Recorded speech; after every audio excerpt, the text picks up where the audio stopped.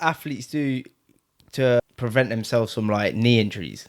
Knee injuries. Ooh, Yeah, because I think like knee injuries is like a big one in with athletes, or like components they can use to strengthen on like exercises, etc. What would you say? So I think with a lot of guys and their injuries is down to like the injury is always multifactorial. It's never just like you're not doing something, you're not doing something right. It could be like you haven't slept correctly or you haven't fueled yourself correctly.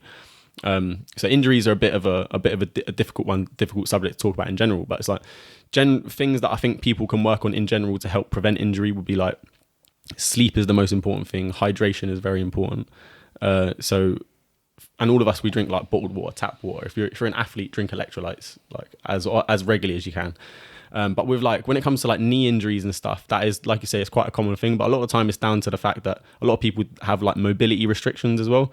So mobility and stability restrictions. So if you're not working through a full range of motion, so you see people squatting. If you can't do a full depth squat, it's not necessarily an issue, but it means that you're going to be weaker in those bottom positions, that deep position. So like say in football, you're doing a slide tackle. It's like you got your leg stuck out bare far. It's in a compromised position. If you don't have some sort of exposure to those deep positions, like you're more than likely going to get injured. So things like for knees, ATG split squats. That's like one of my go-to exercises for someone who suffers from knee injuries.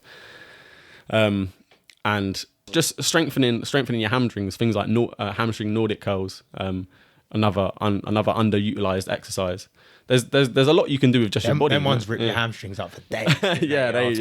They fuck you up. But it's like if you get yourself to a point where you can do a full Nordic hamstring curl, the likelihood of you having a hamstring injury is like so low.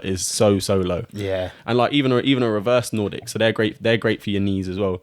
That's a When you go backwards. where you lie back, you try and get your back to the floor. Yeah. Like they're unbelievable for your knees and your hip flexors. Like they're too, if you can master a reverse Nordic and a Nordic hamstring curl, I'd be very surprised if you got a knee injury.